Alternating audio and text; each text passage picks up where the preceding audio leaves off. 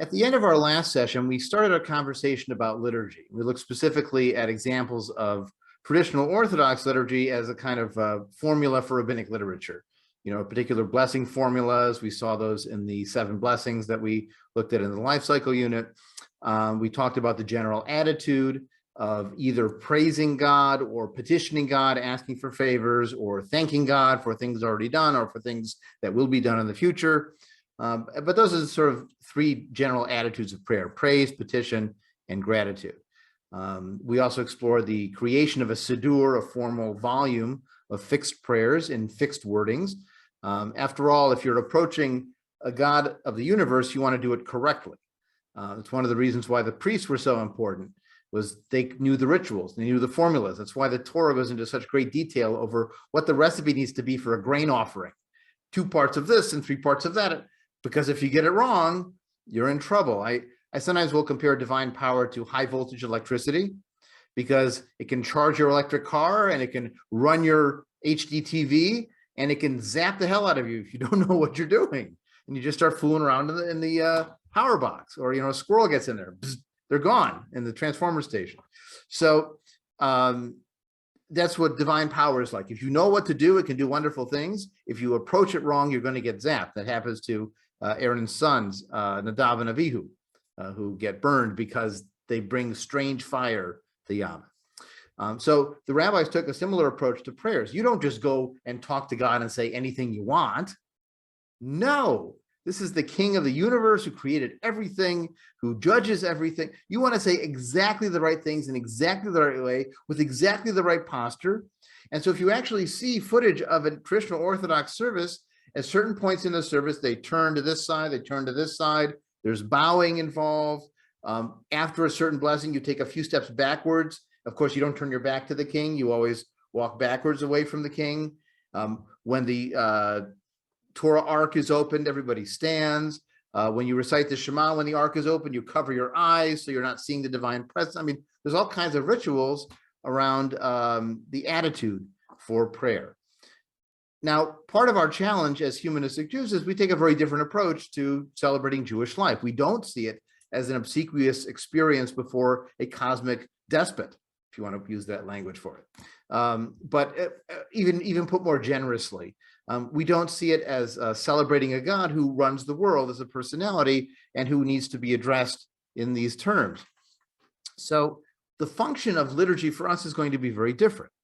Now, we are not alone in this, because there have been changes made to Jewish liturgy, certainly over the centuries, as rabbis wrote new poetry that were gradually included, new poems were gradually included in the Siddur. So the Siddur that you would see today in an Orthodox Jewish setting includes classical prayers that go back to the Talmudic period, but it also includes other prayers that developed over the intervening 1,000 years in various different communities. There's even diverging prayer books between the Sephardic communities, the Mizrahi communities, the Ashkenazi communities, in the choices of the other poetry and materials they brought into play. They have generally the same core service. They have the Amidah, the standing prayer. They have the Kaddish in various forms.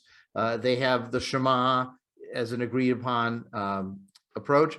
Their choice of Torah readings might be slightly different depending on the communities, or their choice of the Haftorah, additional Hebrew Bible reading from later in the Tanakh, may be different in different communities.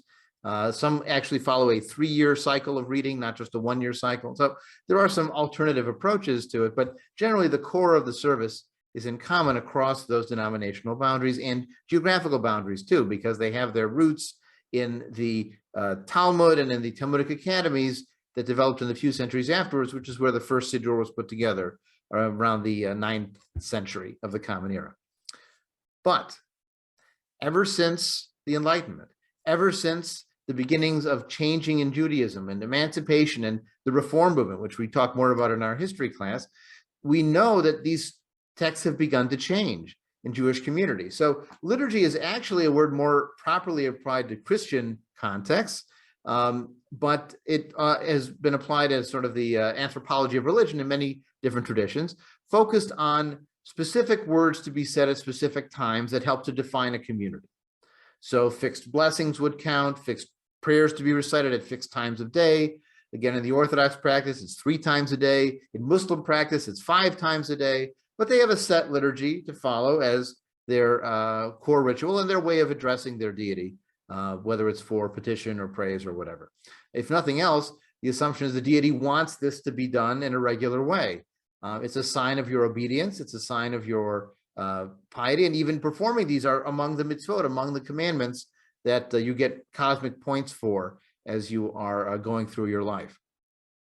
Now, the Reform movement began to challenge this in the early 19th century. Now it's over 200 years ago that the first of these communities began to be formed. The first Hamburg temple, I think, was in 1810, 1817, something like that. Actually, 1810, probably during the Napoleonic period when they were in charge of Germany. And here we had someone who was himself a more enlightened person, literate in German, who decided that things needed to change from the old Siddur. It wasn't working anymore given the light of modern science and ideas. And he wanted to also be part of the surrounding culture. He wanted to teach his children German. He wanted them to read German philosophy. And he looked at the prayer book and saw texts like the Alenu and said, this is ridiculous. So, all right, so here we have an example of the traditional Alenu. Here's a translation. You also have it in transliteration and the Hebrew as well. But look at the translation, obviously. It is our duty to praise the master of all, to ascribe greatness to the author of creation, who has not made us like the nations of the land, the Goyim, the Goyei Ha'aratzot, nor placed us like the families of the earth, who has not made our portion like theirs, nor our destiny like all their multitudes. And traditionally, this line is in there as well. For they worship vanity and emptiness and pray to a God who cannot save. But we bow in worship and thank the King, Supreme King of Kings, the Holy One, blessed be He, who extends the heavens and establishes the earth. He is our God, there is no other. He is our King, none other, as is written in His Torah, etc. Well, you can understand why that rhetoric might not play well with non-Jewish neighbors who are going to churches or are, have their own religious traditions. Now, it was fine when you were just saying it in Hebrew and nobody knew, nobody outside the Jewish community knew what you were saying. But maybe there's part of you that also feels a little guilty about saying stuff like this, knowing your neighbors and actually doing business with them and maybe even living near them. Once you relax the dietary laws, you could eat with them. I mean, there's all kinds of changes that take place when you begin to realize that saying that all those people out there are different and lesser than us and their religion is useless and stupid. And I mean, it's really obnoxious here. Or another example was the idea of chosenness, which we'll talk about in a little bit.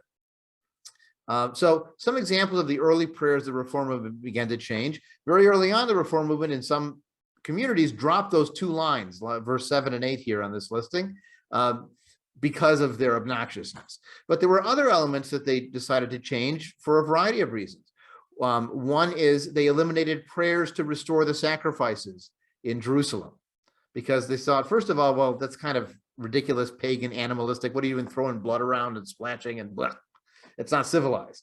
And even Maimonides, by the way, in the Middle Ages, who was a very advanced philosopher, had said that the sacrifices were needed in that day to sort of move Jews in the right direction. But when the Messiah comes, they're not going to reestablish the animal sacrifices. They'll be going backwards. He wrote this in his philosophical work. He didn't necessarily write that in his Hebrew language work for a more mass audience.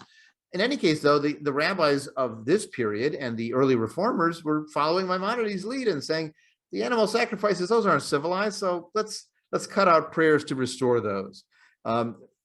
They also eliminated prayers to return the Jews to Israel and reestablish a kingdom there. Of course, the reason for that was they were living in Germany and France and the United States. They wanted to be citizens where they were. It wasn't good form to say, make me a citizen here, but I really want to go back to another country. And my ultimate goal is to live under another king somewhere else. That's not, consistent. And so they very early on eliminated those prayers for a restoration of sacrifices, which also involved a return to Israel, a rebuilding of the temple, and a reestablishment of the Mashiach ben David, the Messiah, son of David. Their goal was emancipation where they were. It's one of the reasons, by the way, they called their institutions temples. Before, you wouldn't have done that. There was one temple, it was in Jerusalem. They said, let's make our temple here in Hamburg or in Cincinnati or in Paris. So there were really sort of two motivations for changing the liturgy by the early reformers. One was they actually had a philosophical objection to the content. They didn't agree with what it said. And the other was a Yiddish phrase that it was a shanda far de goyim, which means it was a scandal if the non-Jews should see it. So people sometimes deploy that phrase when they talk about Bernie Madoff. He's a shanda far de goyim. It's a scandal that people should know that he's out there doing this stuff. The same was true with some of these texts. Again, it would look bad if others saw this and actually read the translation. And now that they're into the reform movement, they begin putting translations because they realize people don't understand what they're saying, and better to understand what you're saying. Of course, that was the mistake the Catholic Church made in the 1960s when they translated the Latin liturgy into the vernacular, because now people know what they're saying and they say, what? When it was sort of the magisterium of these fancy words that we don't really know what it's saying. Once you put it into prose, it just does not resonate in the same way. But the Reform movement said, we want to know what we're saying. And they wanted to connect to the vernacular. In fact, they spoke the vernacular much better than they did Hebrew language. So they added translations, and that also led to more changes because now they know what they're saying. They want what they're saying to be consistent with what they believe. That might sound familiar to anybody who studied humanistic Judaism. We spent a lot of time talking about making what we say agree with what we believe. So the Reform movement was doing that 200 years ago. However, they had to find the right balance. At a series of conferences in the 1840s, the Reform movement debated how far should they go. Someone proposed, let's move the Sabbath to Sunday. That was voted down. Some of them proposed, let's eliminate circumcision. Voted down. But changing the prayers like this, adding the vernacular, adding a sermon in the vernacular, that was approved. Some thought it was too far. They left and formed what would become the conservative movement. That's why it's called conservative, by the way. It's not conservative compared to Orthodoxy, but it's conservative compared to Reform. So the order of the movements is really Reform shows up in the early 1800s, then conservative and Orthodox respond to it. The Orthodox saying we have the correct doctrine, that's what orthodox comes from, and reasserting all the traditional, core pillars and core prayers. And the conservatives tried to tread water in the middle. They felt the reformers were going too far, but they didn't want to live a purely Orthodox life. They wanted to learn German. They wanted to send their kids to regular schooling, but they didn't feel like the reformers were keeping enough roots in tradition. And that's one thing. So the conservatives kept the prayers for a restoration of sacrifices, even if they might have a footnote or a commentary explaining, well, but this doesn't interfere with our citizenship because blah, blah, blah. They're trying to work around those issues where the reformers sort of cut out stuff they didn't want to do. Where the reformers didn't make changes, however, is reworking the wordings in the blessings. They didn't they were willing to cut parts, sort of like ... but they weren't willing to go in and actually make, wholesale changes to the text. Now, fast forward to the middle of the 20th century, so now about 100 years forward, and Mordechai Kaplan, who is working at the Jewish Theological Seminary, the main conservative seminary in the United States, is also experimenting with new ideas because he studied Emil Durkheim and his religious phenomenology. He studied John Dewey and his pragmatic philosophy, which is largely secular, although Dewey also likes the idea of using language that motivates people, what he calls reconstruction in religion, which is where the idea of reconstructionism actually comes from, is from John Dewey. And Dewey says that if God language works, fine, let's redefine it, and then you can still use the God stuff, but maybe you'll mean different things. And this is what Kaplan begins to do in Jewish life as well. He tries to redefine the prayers and the blessings to work for modern thinkers. But he says some texts are unsavable. There are certain things that are just not going to work. One of them, as I mentioned, is the concept of chosenness. So here we have the text of the traditional Torah blessings that are recited. And these, by the way, are recited in Reform synagogues too, even today. Reconstructionists don't because of Kaplan's model, and certainly humanists don't because of the theology behind it. But in conservative Orthodox Reform, you'll find the same blessings. The Orthodox one might have an Ashkenazi transliteration instead of a Sephardic one, but otherwise it's the same text. So here we have the blessing as the Torah is taken out. Baruch atah Adonai mevorach le'olam va'ed. Blessed are you, Adonai, the Hebrew God Yahweh, whatever is meant by that. Usually it's traditionally translated, it was historically translated as the Lord, capital. Blessed is Adonai, who is blessed now and forever. Baruch atah Adonai Eloheinu melech haolam, blessed is Yahweh our God, King of the universe, Asher bachar banu mikol ha'amim, who chose us from all the peoples, v'natan lanu et Torato, and gave us his Torah. Baruch atah Adonai noten haTorah. Blessed are you, God, who gives the Torah. And then after you've read it and you're returning it, blessed are you, God, sovereign of the universe, who's given us a Torah of truth, implanting within us eternal life. So there's even a promise of afterlife, ultimate life, included in this study. Blessed are you, God, who gives the Torah. So again, you'll notice that standard formula where we have a longer version and then a shorter version at the end, like the short summary. We mentioned that last time. But the content of this blessing, you've chosen us from all the peoples and given us this Torah, which is the key to eternal life. Well, that's certainly saying we're better than other people, at least as I read it. Now, there are plenty of people who've tried to read it as this means you're chosen for special obligations, or you've been chosen for special responsibilities. You are a light to the nations, and so you have to spread this word, even though we never had any missionaries or sent out any, emissaries or printed something in any language anyone could understand, because we're doing it all in Yiddish or in Hebrew or Ladino, so whatever that means. They're trying to massage it, right? They're trying to get around this issue of what looks like you've chosen us to be separate from everybody else. Kaplan also objected to some parts of the traditional Shema, which were very mechanistic in terms of reward and punishment. The first general statement that Yahweh, our God, is one, okay, fine. Loving this God with all your heart, whatever you mean by God, saying these words, that's all fine. It's the second part here. If you will obey my commandments, I command you to this day to serve you with all your heart. He will give you the rain for your land in its season. Take heed lest your hearts be deceived, and you turn aside and serve other gods. And then his anger will be kindled against you, and you shut up the heavens, there will be no rain. So that's very do this or else. And it's certainly consistent with a personal God who takes it personally if you say the wrong things or do the wrong things or even dare to look at another God. He's a jealous God, after all. Don't you dare look at any other God, no matter how attractive they might be. But if your God is a sort of force for good in the universe, or the highest ideals of humanity, or any number of other attempts to redefine God that Kaplan took in his Reconstructionist approach, it doesn't make sense that that kind of God is going to punish you or reward you for looking at a statue. So he said, this is too mechanistic, too primitive, too simplistic. This has to go. And he found other texts that he put in place of that.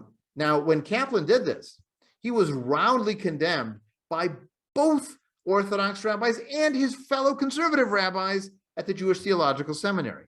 When he first published his new Haggadah, which minimized the plagues and took out a lot of other traditional pieces, one of his colleagues at the Jewish Theological Seminary circulated a letter condemning this Haggadah and got it signed by every other faculty member there.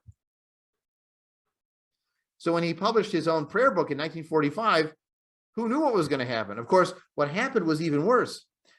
A group of Orthodox rabbis had a meeting on the Torah portion of Korah, who is the rebel against Moses that gets swallowed up by the earthquake. It's actually chosen on purpose because it was that Torah portion. And they condemned his prayer book. One of them even burned a copy of it at the event. Now, burning a Jewish prayer book in 1945, pardon the pun, was an incendiary act. And in the end, the colleagues of Kaplan at the Jewish Theological Seminary rallied around him because you can't do that. They weren't a fan at all of what he'd done in the prayer book, but you can't burn his prayer book. You can't excommunicate, and they excommunicated him. I mean, they made a Spinoza style, kick him out. Well, that was a step too far for the rabbis at JTS. So they defended him a bit for that. But what he was doing here is part of the same tradition of looking at the text. Does it agree with what I think? And if not, then maybe I need to make some changes. At the same time, in that same period, in the early to mid 20th century, the early Zionist kibbutz movement is taking off. The first kibbutz is founded, I think, in 1910 in Degania. And a lot of these early kibbutzim are socialist and therefore secular, because remember, religion is the opiate of the masses. And so they realize if they want to celebrate these Jewish holidays, they need to find new rationales for them. Shavuot is great as a first fruits harvest, which is what it started as, but as a holiday of celebrating the giving of the Torah, it doesn't work for a secular socialist. So they had to reframe it. A bar mitzvah, again, they like the idea of a coming of age ceremony, but maybe it needs to be oriented around something else. Passover means something different when you're living in the land. It's not like you're saying, please take us to Jerusalem. I can take my car to Jerusalem. Like it's not that far. I don't need a Messiah and angels to get me there. So they had to re-envision all of these holidays and the liturgy involved in them. And so the kibbutz movement actually began to change a lot of these traditional texts. They didn't do much on Shabbat other than a kind of rest, but some of them began to do a kind of celebration of Shabbat. Even in the cities, Chaim Nachman Biala came up with this idea of what he called Oneg Shabbat, where they would read poetry and sing songs, and they could be new stuff. It doesn't have to be old stuff, and it doesn't have to be traditional stuff, and it certainly doesn't have to be the Siddur, but it can still be Shabbat in some new way. So the Zionist movement also leads to a kind of creative response to this tradition. So now let's fast forward to the end of the 20th century. Now we are post-feminism, right? And that begins to make other kind of changes too, even to the very basic blessing formula. So here you have the blessing on Hanukkah candles, which we'll sort of dissect.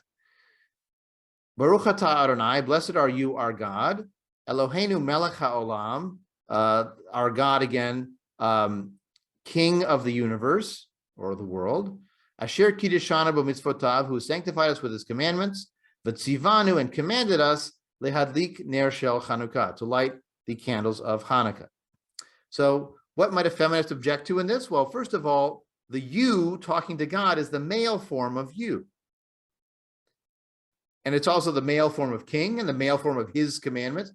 So it's assuming God is male. And this is the standard formula. Now, is God female?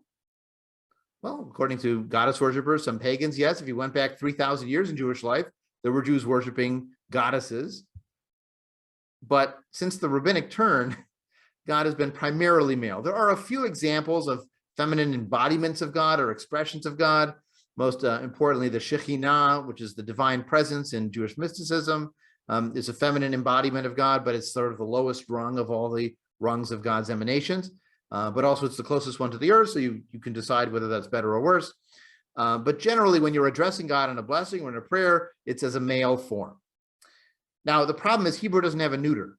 It doesn't have a non-gendered form in his historical versions. There have been attempts lately to try to create gender-neutral Hebrew with mixed adoption and success. What most people do in sort of spoken Hebrew now is they just use both forms. They'll just say blah, blah, blah, male plural and female plural if you're talking about groups. And that's how they try to include everybody. But if you're talking about a God, that's where you're stuck, okay? Because it's thought to be a unity. So one issue is the feminist issue of all this addressing God. Could you say, Brucha at Yahweh, Shekhinah, Malkat ha'olam, blessed are you, feminine, divine presence, queen of the world? And one Jewish feminist actually, I think it was a JTS, tried to mention that as an alternative in the class, and the teacher said, well, now you're bringing paganism into it with the goddess stuff. And she said, but point of reference, right? And also, more importantly, it's, are you allowed to change it? Because even if the rabbis wrote this at some point, it's been the same for a long time. And it's being used around the Jewish world. I mean, this blessing goes back to the Talmud. It doesn't go back to the Torah because, of course, Hanukkah is post-Torah. And there's even a debate over what does it mean he commanded us to do this, because he couldn't have commanded us in the Torah because that isn't mentioned in the Torah. So the proof text for that is you'll appoint judges, they'll tell you what to do. So the rabbis get to tell you what God commands you once in a while. In this case, though, the whole idea of a male God becomes a problem for Jewish feminists. A second problem is that concept of melech, king. You know, the image of God you get from a lot of the traditional liturgy is old man with a beard on a throne saying no, or occasionally saying yes, but certainly throne, hierarchy, right? And a transcendent God who is above and beyond the world. But in postmodern theology, there's much more attention spent to the idea of an immanent God, a God that connects to you, that touches you, that cares for you, that is personally invested in your life, not the remote king you have to bow in front of. And so what you might notice if you look at the translations of some of these blessings is that they don't use the word king anymore. King is out of fashion, right? We don't have kings. I remember a Schoolhouse Rock song, "No More Kings." That was one of the breakpoints, okay, of democracy. Well, they don't change the Hebrew, but in English, they'll say ruler of the universe, or in this bread blessing, sovereign of all. So it's the person, the thing in charge, the sovereign. And they don't even translate it our Lord anymore, because that sounds very hierarchical and Lord is in charge. And even though Adonai comes from Adon, means master or Lord. But the idea of calling God the Lord, that's a problem. So they just use the substitute for the name, Adonai, as it's pronounced in Hebrew. They put that into English, so they get away from the Lord hierarchy stuff. They get away from the king stuff and the gendering stuff by sovereign. And now it can be more accessible, at least in the English. I wrote a piece once called "Our Quarterback, Our King," which is a sort of play on the traditional prayer of "Our Father, Our King." It's on my blog, actually, hjrabbi.wordpress.com. If you want to look it up, I'll put it in the link to it in the notes of the YouTube video. In this article, I talked about looking at the traditional liturgy and how it describes God. It describes God as a quarterback who calls all the plays and makes everything happen on the field with a mighty hand and an outstretched arm, and he does everything, right? And if you follow his commands, he'll reward you with extra plays called for you, and you get more yardage and be successful. And if you disobey his commandments, he'll send you to the bench, or he'll lay you out for the defensive back to crush or whatever. So he's, running everything on the field. And in postmodern theology, with this idea of an immanent God or a partnership theology where God is around to help people along, God is much more like the coach who designs the plays but can't intervene on the field. Or he's like the cheerleader who says, "Go, go, go," but can't do anything on the field, doesn't intervene in the world. He might provide you encouragement and hope. If you read Harold Kushner's "When Bad Things Happen to Good People," the God he winds up with at the end of the book is sort of the cheerleader God. Or I sometimes call it the placebo God. Like, it makes you feel better, but it doesn't really do anything in the real world. But then you have blessings like this and texts like the Shema that are still being recited. So that's a dilemma. Is there a disconnect there? Some people would say no, some people would say yes, and those who say yes tend to land in a humanistic Jewish setting. The other half of "Our Quarterback, Our King" was this idea of the king, and the idea that since we live in democracies, we don't like the idea of kings. We much prefer a God who's a spark in every person. That's like the sovereignty of politics is in every person in a democracy, right? We each have a little bit of the franchise and the control of our government, at least in theory. Now, the challenge is sometimes it doesn't make sense to say "you" to an abstract concept like that. Think about praising carbon. There's a little bit of carbon in every living thing. But if I said, "Blessed are you, carbon that brings forth bread from the earth," that would feel kind of odd. Or, maybe it's like a force in the world, right? But I don't say, "Blessed are you, gravity that keeps my feet on the ground and keeps the planets rotating." On the other hand, if you were thinking poetically, maybe you might say, "Blessed are you, carbon. Blessed are you, gravity." This is one of the debates that we have sometimes in our movement. Do you need a "you" to emphasize the attitude of doing a blessing? So as one example of this, here's a poem by the modern Hebrew and English poet Herbert Levine, where he describes in 1927, he found a new blessing for wine. And here the person wrote, "Blessed are you, kibbutz, who does so-and-so." And he was saying it to the kibbutz audience that was there. So that might be a little more tangible. But what Levine says is, I want to widen the blessing circle even further and say, "Blessed are you, world, to praise your fragile and complex beauty." And at the end, he writes, O blessed world, you give us each day visions and problems to solve and to praise. So he's addressing the earth. Now, is the earth listening? No. But is there something about the poetic mode of talking to the world that's okay? I mean, that works. Poetry does that. So we're sort of living in this question of how far can you redefine language?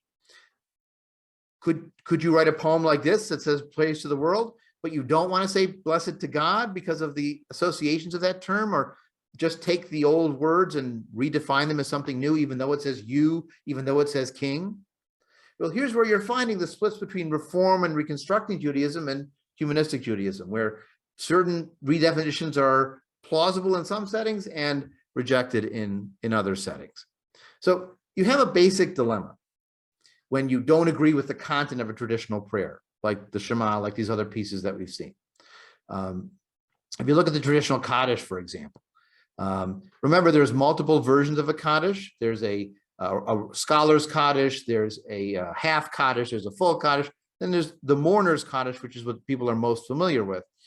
And if you look at the words of that Kaddish, it has nothing to do with the person who died. It's simply praising, praising, praising God. And I've sometimes joked that I'd be embarrassed to get this much praise at my retirement event. I mean, this is over the top. But it's thought that this is reaffirming faith, even in the face of loss. At a point in the Middle Ages, actually, it was thought that this could intervene in the world and in the world to come and help minimize the sort of purgatory experience of Jews who were in that sort of limbo period before resurrection. So it has a purpose in a traditional theological setting. But is this what you want to say after someone you love has died? And some people are comforted by saying the old words, and some people are turned off by what the words mean. And if you don't agree with what the words mean, you have a few options. What we're doing in Humanistic Judaism is not radical out of nowhere, but there are different options taken for these dilemmas. So here are just a few of the options you could take. You could keep the text the same and say, I've been not a big fan, but it's traditional. I can't make up something old and I can't change it. I'm not authorized. And I want that connection with the broader Jewish experience. So we'll keep it the way it is. Another option is you can try to reinterpret it. So when I say God, I mean the power for good in the universe. When I say kingship, I mean the power of human beings to be in charge of their own life. And when I say, so you just go through and redefine the terms so that at the end, when you're saying Baruch atah Adonai Eloheinu melech, what you really are meaning is something that's much more in concert with your philosophical beliefs. And I'm not a pedant about this. I mean, people have redefined terms over history, and what freedom means now might be different than what freedom meant 300 years ago. And what God means now might be different than what people meant by God 300 or 500 or 1,000 years ago. So that's one option, is to try to be creative and reinterpret it. And generally that would appear in a footnote or in a commentary or in a book of essays separately. The dilemma is, from my perspective, it's hard to say one thing and mean something else if I know what it means. You know, like if I actually know Hebrew and I understand the language, when I'm saying Melech HaOlam, I know it means king. There's a word for king, and king is a concept that has meaning. And I can't just radically change that. It's sort of like, I heard Marcia Falk, the modern liturgist, say this at a conference once. She said, we're not Humpty Dumpty, where we can just say words mean what I want them to mean. That's not how it works. We have to decide what we're saying here. And she was probably the first one I heard to coin that phrase, that we should say what we mean and mean what we say. It's important. So third option is you could change the translation, but not change the original. That's like sovereign, right? Instead of reshut, which could be the word for sovereign in modern Hebrew, they keep melech, but they put it as sovereign in English. And either they're assuming you won't know the difference, or they feel like this is sort of an interpretation by translation. It's like a commentary embedded in the shift to languages, and the English is going to express what we really believe. We believe in sovereign, but not king. So that's how they try to shift it. This also sometimes appears in the traditional song, Oseh Shalom. He will make peace for us and for all Israel, in the traditional saying and singing and in Hebrew. But in the English translation, sometimes it will say, he will make peace for us and for all Israel and for all the world. So they add a phrase in at the end in the English, but not necessarily in the Hebrew. And so that's another approach. You use the translation to bridge the gap. Now, a fourth option is you can make slight changes. So in that passage that says you've chosen us from all the people, some communities say, Bachar banu im kol ha'amim, you've chosen us with all the people.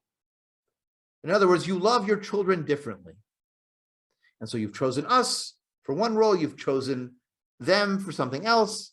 And so by choosing us with all the peoples, it's thought to be more inclusive. It's a very subtle change. Many people might not even notice the difference. But ideologically, you have plausible deniability to say that we've adjusted it to say we're not really as chosen as you might think. Another example is even in some conservative congregations, when they're reciting a particular blessing called the avot, the fathers, they've added the imahot, the mothers. So instead of just blessing the God of Abraham and the God of Isaac and the God of Jacob, they also bless the God of Sarah and the God of Rachel and the God of Leah and Rebecca and so on. So they have tried to include both the women and the men. It's largely the same blessing formula. God is still you, that's male, but they are more focused on the inclusion of both. So they're willing to add that in. Now, in some conservative congregations, that's an alternate text. And in other congregations, it's the main text, and that's what you have to say. In a Reformed prayer book, it's the main text with the mothers. You don't get an option to leave them out. That's, again, one of those evolutions of the use. So the slight additions is another approach. There's a comment in the box. Translation of sovereign is justified because of the gendering in Hebrew with masculine meaning either masculine or neuter, because monarch, again, could be queen or king. That may be true, but I don't know. I think it's an attempt to solve the dilemma, but you wouldn't call the head of a democracy a melech in Hebrew, even if they're the ruler, they're the head of the government, they're the Rosh HaMemshalah, which is the phrase used in Hebrew for the prime minister, literally head of the government. But you wouldn't call him a melech. In fact, they would make fun of Netanyahu as the melech with a crown, like they're thinking of him as the king with that word, So that's tricky. And even more important, it's clearly gendered in the rest of it. The you and the his commandments is there, So some people do have alternate versions, male and female, for blessings, and decide to use those as what they celebrate. Marcia Falk in her liturgy shifted it around and said, we bless the source of life that does so and so. So that's how she gets around talking to God at all. She changes the focus to people doing it. And that's another approach you can take, is following the traditional formula, but taking more substantial changes. So here's an example of a humanistic Kaddish. This is tweaking it, but it's changing the focus. So instead of the early phrase is Yitkadal v'yitkadash Shemei Rabbah, blessed and exalted or sanctified be the true name. In a humanistic Kaddish, Yitkadal v'yitkadash Shlomo ba'alma, may peace be praised in the world. And may peace come forth to bless our lives. Let us establish the kingdom of peace in the future. So here we have a focus on peace. It's, again, a slight change this is actually Aramaic, not Hebrew, but it's a slight change, so you can recite it to the same rhythm, but it changes the meaning significantly. Or here's an example of a humanistic Shema, where instead of Shema Yisrael, Adonai Eloheinu, Adonai Echad, the Lord our God, the Lord is one. Here we have Shema Yisrael, Echad Amenu, Adam Echad. So hear, O Israel, or hear Israel, our people is one, or one is our people, literally, and humanity is one. So it has both the universalism of humanity and the particularism of our people. It begins with Shema Yisrael, it ends with Echad. You can even sing it to the old melody, Shema Yisrael, Echad Amenu, Adam Echad. So that works just fine. And then the latter passage here comes from Marcia Falk's The Book of Blessings. And what she's done is she's taken some of the traditional concepts of say these words as you live in your home, as you go on your journey, when you rise up and when you go to sleep, and teach to your children. But here what she's saying is, instead of loving God, Ve'ahavta et Adonai Elohecha, love the Lord your God, here it says, Nohav et achayim, ve'et ein achayim. Let us love life and the source of life with all our heart and with all our soul and with all our strength. So that same traditional phrasing, but now it's refocused on loving life. We take into ourselves and upon ourselves promises not to obey the God, but to care for the earth, to pursue justice and peace, to love kindness and compassion. So here's more substantial changes. We have also an alternative to Kaddish that Rabbi Peter Schweitzer wrote, may the glory of life be extolled. Everyone says l'chaim. So again, there's a lot of praising here, but now it's focused specifically on those who mourn and to comfort those who are bereaved. And instead of saying amen periodically, you say l'chaim, to life, as a response text. Other examples like that would be, I'm just going to scroll down a little bit here. Here's again some humanistic blessings for wine, where you follow the traditional Borei Pri Hagafen at the end, brings forth the fruit of the vine, but instead you have Barucha or Ba'olam, Barucha or Ba'adam, Borei Pri Hagafen. So same melody, but new words that are praising light in the world and the light of humanity. This other version here for a wine blessing is to a very different melody, but it uses the traditional phrasing, Savri Maranan V'Rabanan. It's part of the Birkat HaMazon, the blessing on the meal, after the meal. But it talks about the people who bring forth the fruit of the vine, and the value of Shabbat psychologically and spiritually. And so here we have, again, an alternative version that's very different. That's the last option, is to create something new that breaks the mold, that goes totally different from the past, or find a substitute that works for you. At a number of funerals, I actually use a poem by Leah Goldberg called Remembrance of the Beginnings of Things, which is really a beautiful meditation on the passage of time and how we remember the beginnings, even if they're near the end of their life and they've changed and they're full of, all the fruit that they've made in their life, so to speak, and the metaphor of the apple tree with his apples. It's really a beautiful piece that talks about memory, and it's perfect. And the last verse says, we shall surely remember the beginning of our love. And that's what we're talking about when we're saying goodbye at the end to someone's life. So you can find new pieces that speak to the need without having to follow the form of the traditional text at all. And honestly, changing those texts can be challenging for some people because they are used to the traditional Kaddish and they are used to the traditional Shema. And they feel inauthentic changing those texts because it'd be like my singing, I bless America, land that I love, I stand beside her, and God, I mean, what are you doing?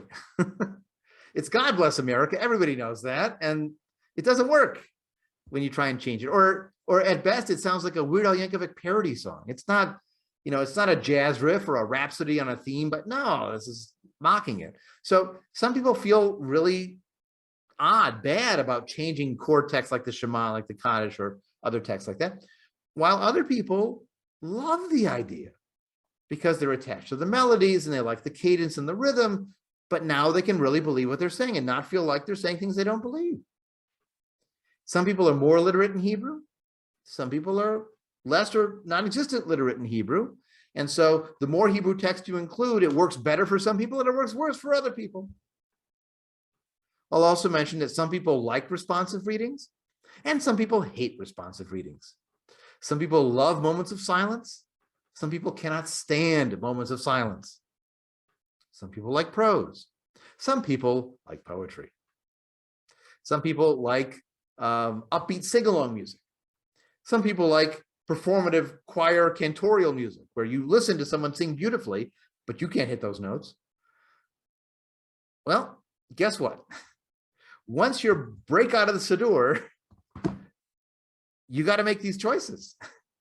And you've got to start deciding what are my objectives here. Now, of course, the secret is that the originals were written by people too. There are debates in the Talmud over what should the proper blessing be on bread. And one person suggests, what if you just say, Bruchat haPita, blessed is this piece of bread? Like in Aramaic, in the vernacular of the day. Does it have to be fancy? Well, they decided you have to talk about the kingship of God in this, and you have to, do all that. So this evolved over time. It got fixed about 1,000 years ago, but that doesn't mean we can't unfix it now. Our goals with liturgy are creating community, are balancing this continuity with the past with the integrity of our values. So if we can sing Hine Matov, great. If we have to adapt Kaddish, okay. If we decide we want to substitute something else for a memorial reading, instead of having the argument of whether you can change Kaddish or not, we can do that too. We value both the integrity and the continuity. We just have to try to balance both. We also want to use our liturgy to express what we believe. Some communities in the past have just been satisfied with quotation marks. So they'd say, our father said, quote, Shema Yisrael Adonai, our father said, quote, Yitzgadal Yitzgadash, because they want the traditional text. So they just say, well, we're just going to say it because it's the old words our ancestors said. But once you start quoting and you quote more and more and more, it's hard to find time to say what you think, right? And again, it's privileging the past over the present. And we also want to balance those two as well. Sometimes we in the present are allowed to say what we want about what it means at the time of mourning, or what we mean by celebrating a major holiday or a life cycle transition. And most importantly, when we're creating these services, we want to create a beautiful and meaningful aesthetic experience. We want to uplift people. We want to motivate people. We want to stimulate their minds, their emotions. We don't want it to be long and boring. We don't want it to be alienating and incomprehensible because it's in a language they don't know. We want to activate those connections to roots, but we also want to, open their minds to new ideas and hopefully help them feel moved in some important way. It's tough to do all that, and it's tough to do all that every week, but we do our best. And we do it also by a change in focus. Remember how those traditional blessings were all focused up at God, praise and petition and gratitude? Well, in humanistic Judaism, people imagine that our prayer books are just like the old prayer book with a lot of blackout marks, blessed are you who and doesn't, it's just a lot of negatives. But actually our services, if you've ever experienced one, are not like that at all. They are a positive focus, but a different orientation. So instead of focused up and above, we focus out at each other and we look inside ourselves. Keep it on this plane. So it's a change in focus, a change in attention. And again, some of the translations in many Reformed prayer books have a more human-focused piece, or if they have additional readings, the newest Reformed prayer book called Mishkan Tefillah, each section actually has multiple readings on a page. So you can see a traditional reading, and then you also have alternate readings you could read instead. And a lot of those alternate readings are very focused on this life and people and the same kind of things we would be doing. But that's the core of our focus, not the supplement, not the alternate reading. That's what we've decided to make the core of our celebration. And we keep focus on what we can know. Remember, the traditional bread blessing or wine blessing is not blessing the bread. It's not blessing the wine. It's blessing God who makes the bread, or God who makes the wine. Now, do the people who bring forth the fruit of the vine hear us say, blessed are those who bring forth the fruit of the vine? No. But it is a tangible middleman from the ultimate universe of whatever to how it got to our table. And sometimes we might even say, blessed is the person who made this food, mom, dad, right? You might even direct it to people who can hear you, and that might be more meaningful as well. So you understand that this is the balancing act that we have to take in humanistic Judaism. Sometimes it helps to get feedback when you're a rabbi doing this work. I've had poems I wanted to use, and I run it by people, and they say, what's your point here? Like, how are you trying to connect this to, does this work for humanistic Judaism? What kind of changes need to be made? And it's worth having those conversations with people because everyone has a different perspective, but it's good to get ideas outside of your own, finding the right balance of the aesthetic choices, the language choices, changing traditional text versus creating a new. I'll be honest, our congregation services don't look as nice because they come in little, folded booklets like this. I mean, now they're on PowerPoints and whatever with the Zoom services, but in person they were like this. I mean, they were fine. I could put in clip art and, other decorations and so, but it wasn't a solid volume like this. And our movement actually did talk about making a Siddur periodically at one point. In fact, Sherwin Wine published a book in 1988 called Celebration, which is a collection of services that were run at the Birmingham Temple in their first 25 years from 63 to 1988. But no congregation bought 50 copies of these and gave them out to everybody as hymnals or prayer books. They bought one And then they photocopy what they like and cut and paste and put together a booklet like this, because each community liked its own approach to things. So this has been our dilemma as a movement, is it would help to have a unified liturgy, right? The reason Rabbinic Judaism made a Siddur was to keep people connected across great time and space. And so you could go to other synagogues and at least find your place in the prayer book. People come to our communities and say, well, you're singing Hinei Ma Tov wrong, because it's a different melody than they're used to. Let alone, what happened to the Shema? What happened to the Kaddish? Why don't you do it our way? Well, each community likes to do its own thing, and they're not all going to agree, even within a community, let alone between communities. So humanistic Jewish liturgy is a concept, but it's not a volume. Even our latest volume that was published, called Here Is Our Light, that came out in 2019, is a sampler of a variety of different options. Again, no community has bought, as far as I know, has bought 50 copies of it, hands it out, and uses it for their main services, because that's not how we do it. We are more creative in that. And just as our arc is wider in Jewish culture and our concept of Jewish literature, as we'll see next time, our liturgy volume is wider, because we're creating new things all the time and learning from what other people are doing, and we don't feel bound to say the same things every week, every time.